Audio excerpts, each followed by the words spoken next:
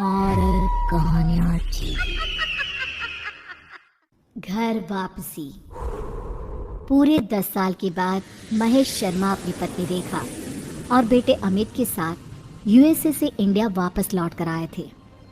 पिछले 10 साल में उनका एक बार भी इंडिया आना नहीं हुआ था, इसलिए इतने बरसों के बाद अपने घर वापस लौट कर आने के कारण वे सब बहुत खुश थे। महेश ने पहले ही अपने नौकर से कहकर अपना पुराना घर साफ करवा लिया था। अब वो तीनों अपने घर पहुंचते हैं। कुछ भी कहो, अपने देश में लौटने की फीलिंग्स अलग ही होती है। क्यों रेखा, ठीक कहा ना मैंने? बिल्कुल ठीक कहते हैं आप।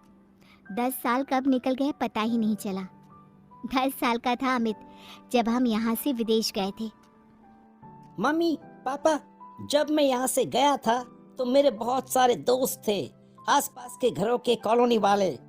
अब तक तो वो सब भी कितने बड़े हो गए होंगे, पता नहीं अब यहाँ रहते भी होंगे या नहीं। वो पिंकी याद है? बचपन में पूरा समय अमित के साथ ही खेलती रहती थी। कितनी प्यारी बच्ची थी। कौन? वो अपने गुप्ता जी की बेटी? हाँ हाँ, वही। गुप्ता जी अभी भी इसी मोहल्ले में रहते हैं? देख लेना, हमारे आने की खबर सुनकर दौड़ कर चले आएंगे। मम्मी पापा, आप लोग बातें करिए, मैं अपने कमरे में सोने जा रहा हूँ। मुझे कुछ देर आराम करना है। अमित अपने कमरे में जाता है और आराम से बेड पर लेट जाता है, लेकिन जैसे ही उसने अपनी आंखें बंद की उसे लगा कि कमरे की खिड़की के बाहर से किसी ने उसे आवाज दी। अमित, तुम लौट आए? मैं कब से तुम्हारा इंतजार कर रही थी। कौन है वहाँ पर? अगर कोई है तो प्लीज अंदर आ जाओ। अंदर आकर बात करते हैं ना। इस तरह खिड़की के बाहर से बोलने की क्या जरूरत है? लेकिन मैं तो यहीं रहती हूँ, तुम्हारे कमरे की खिड़की के बाहर, और मैं अंदर नहीं आ सकती। अरे बड़ी अजीब बात है, अंदर क्यों नहीं आ सकती? वैसे तुम हो कौन? अमित के इतना पूछते ही अचानक आवाज आना बंद हो जाता है। लगता है कि कोई मजाक करने की कोशिश कर रहा है। बाद में देखता हूँ। अब अमित एक बार फिर अपनी आंखें बंद करके सोने की कोशिश करता है, लेकिन इस बार जैसे ही वो आंखें बंद कर सोने के लिए दूसरी तरफ करवट पलटता है तो उसे एक छोटी बच्ची बाजू के बेड पर लेटी दिखती है, जिसे देखकर वो घबरा कर उठ जाता है। कौन है? कौन है? कोई है? क्या हो गया है मुझे? अचानक से छोटी बच्ची क्यों नजर आ रही थी मुझे? लगता है ज्यादा ही थक गया हूँ मैं। थोड़ी देर के बाद अमित गहरी नींद में सो जाता है। अगली सुबह जब अमित सोकर उठता है और अपने कमरे से बाहर आता है तो अमित को देखकर महेश और रेखा के होश उड़ जाते हैं। ये क्या बचपना है अमित? ये तुमने अपना हुलिया कैसा बनाया हुआ है? पागल हो गए हो क्या? आज से पहले तो बेटा तुमने कभी ऐसी कोई हरकत नहीं की। अमित, तुम कोई दूध पीते बच्चे नहीं हो, 20 साल के जवान लड़के हो, और ये किस तरह का मजाक है? मम्मी पापा, अब गुस्सा क्यों हो रहे हो? मैंने क्या किया है? अभी अभी तो नींद से उठकर आपके सामने आया हूँ और आप भी मेरे ऊपर गुस्सा कर रहे हो। क्या हुआ? रेखा अपनी जगह से उठती है और एक छोटा सा आईना लाकर अमित की आंखों के सामने लगाती है। ये देखो, तुमने अपने सर पर रंग बिरंगी रबड़ लगाकर 2 चुटिया बनाई हुई है और हेयर बैंड लगाया हुआ है और आंखों में काजल। पागल हो गए हो क्या? तुम्हारी तबीयत तो ठीक है ना? अमित ने घबराकर अपने बालों से वो रबर बैंड निकाल दिया, हेयर बैंड भी फेंक दिया। मम्मी पापा, मैं सच कह रहा हूँ, मुझे इसके बारे में कुछ भी नहीं पता। यह सब किसने किया है? आप बताइए, क्या मेरा बचपन का कोई दोस्त आया था जिसने नींद में मेरे साथ ये सब किया हो? ऐसा कुछ नहीं हुआ अमित, अभी तो सुबह हुई है। कोई नहीं आया था बेटा, हम सच कह रहे हैं। किसी ने तुम्हारे साथ मजाक नहीं किया है, लेकिन तुमने ऐसा क्यों किया, तुम बताओगे? अरे मैंने कुछ नहीं किया, मैं सच कह रहा हूँ। और अभी मैं नहाने जा रहा हूँ, पता नहीं क्या हो रहा है मेरे साथ। कुछ देर के बाद अमित अपने कमरे से तैयार होकर आता है और कॉलोनी में घूमने के लिए घर से बाहर निकलता है। थोड़ा आगे चलने पर उसकी नज़र अपने घर के पड़ोस वाले घर पर पड़ती है, जहाँ पर अब सन्नाटा था। ये देखकर अमित ने वहां से गुजर रहे एक आदमी से पूछा। एक मिनट भैया, सुनिए, क्या इस घर में अब कोई नहीं रहता क्या? हाँ बेटा, हम भी यहाँ पर 5 साल पहले ही आए हैं, तभी से इसे खाली ही देखा है। सुना है कि यहाँ रहने वाले लोग अचानक ही एक दिन घर छोड़कर चले गए। उनके बारे में इस कॉलोनी के लोगों को जरा अजीब अजीब बातें करते हुए देखा है। अजीब अजीब बातें मतलब क्या? बेटा, किसी से कहना मत, वो क्या है ना, मोहल्ले की बात है। लोगों को पता चला तो बिना बात की बातें बनाएंगे।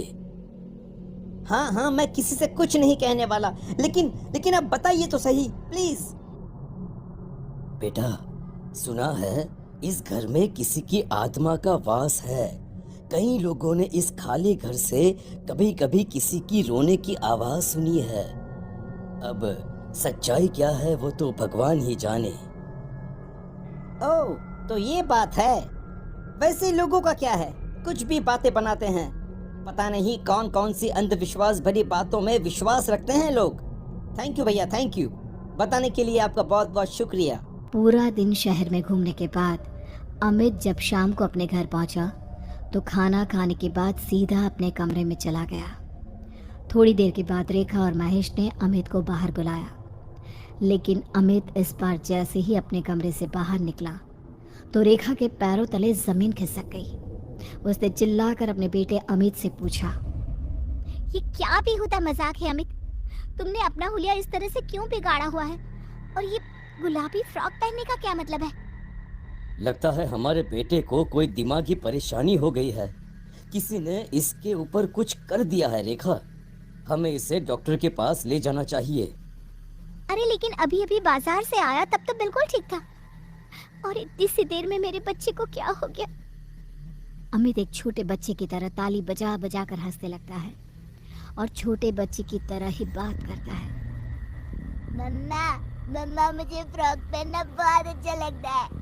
आप मेरी 2 चोटी बना लो ना, और इस पे ना पिंक वाली रबड़ लगाना। बस करो अमित, बस।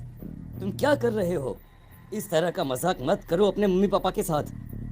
अरे अंकल, मैंने कहा मजाक किया, और वैसे भी मेरा नाम अमित नहीं, मेरा नाम तो चिंकी है, चिंकी। चिंकी का नाम सुनते ही रेखा और महेश पूरी तरह से घबरा गए। उन्हें विश्वास नहीं हो रहा था कि उनका बेटा चिंकी का नाम लेकर उसकी तरह क्यों बिहेव कर रहा है, क्योंकि चिंकी की मौत हुए तो 10 साल से भी ज़्यादा समय बीत चुका है। रेखा और महेश ने किसी तरह अमित को सुला दिया, लेकिन रात को अचानक अमित के कमरे से किसी की डरावनी आवाज़ आने लगी। लौट आई हूँ मैं, लौट आई हूँ, और अब यहीं रहूँगी तुम्हारे घर में, क्योंकि यहीं पर मेरी ज़िंदगी ख़त्म हो गई थी। तुम तो इतने जवान हो गए, लेकिन मैं तो छोटी सी रह गई ना। मैं चिंकी हूँ, मुझे फ्रॉक पहनना बहुत पसंद है। महेश और रेखा ने घबराकर अमित के कमरे का दरवाज़ा खोला तो वो दोनों हक्के बक्के रह गए। वहाँ एक 3 साल की बच्ची का साया पूरे कमरे में घूम रहा था। उसकी आवाज़ बिल्कुल अमित के जैसी थी और अमित की आवाज़ एक छोटी सी बच्ची के जैसी। मम्मी पापा, देखो चिंकी वापस लौट आई है। वो मेरी वजह से चली गई थी और अब वह वापस लौट आई है। देखो ना मम्मा, चिंकी को आइसक्रीम खाना बहुत पसंद है, उसको आइसक्रीम खानी है। आइसक्रीम लेकर आओ ना उसके लिए। अब तुम हमेशा मेरे साथ ही रहना, तुम बहुत अच्छी हो। मुझे तुम्हें उस दिन उस खिड़की से धक्का नहीं देना चाहिए था। ये मैं क्या सुन रहा हूँ? आज से 10 साल पहले हमारे बेटे ने छोटी सी बच्ची चिंकी को धक्का दे दिया था। मुझे भी यही लग रहा है महेश, और शायद इसी वजह से उस बच्ची की आत्मा आज भी यहीं रहती है। इससे पहले कि रेखा और महेश कुछ करते, अमित बड़े ही अजीब ढंग से चलता हुआ घर से बाहर निकला और सीधा बाजू वाले खाली घर में चला गया। रेखा और महेश भी उसके पीछे पीछे गए। जहां पहुंचकर उन्होंने देखा कि वहां टूटे फूटे आधे जले हुए खिलौने पड़े हुए हैं। वहां पहुंचने के बाद अमित बड़े ही अजीब ढंग से घर के ठीक बीचों बीच जाकर बैठ गया, और तभी वहां पर 3 साल की छोटी सी चिंकी महेश, रेखा और अमित को नजर आने लगी। आपका बेटा उस दिन मुझे अकेले छोड़कर नहीं जाता तो मैं कभी नहीं मरती। मेरी मम्मी तो मुझे अमित के पास ये कहकर छोड़कर गई थी कि वो थोड़ी देर मेरा ध्यान रख लेगा, लेकिन उसने मुझे खिड़की के पास अकेला छोड़ दिया और मैं गिर गई। मेरे बच्चे को छोड़ दो बेटा, उससे बहुत बड़ी गलती हुई है, लेकिन तब वो नादान था, ना समझता, इसलिए तुम्हारा ध्यान नहीं रख पाया। अगर अनजाने में अमित से गलती हुई होती तो मैं उसे माफ कर देती, लेकिन जानती आंटी, इसने मुझे जानबूझकर खिड़की से धक्का दिया था ताकि इसे मेरा ख्याल ना रखना पड़े और ये अपने दोस्तों के साथ जाकर खेल सके। ये तुम क्या कह रही हो? अगर ये सच है तो फिर यही सच है और आज के बाद से मैं हमेशा अमित के शरीर में रहूंगी और जब मेरा मन करेगा तब बाहर आऊंगी।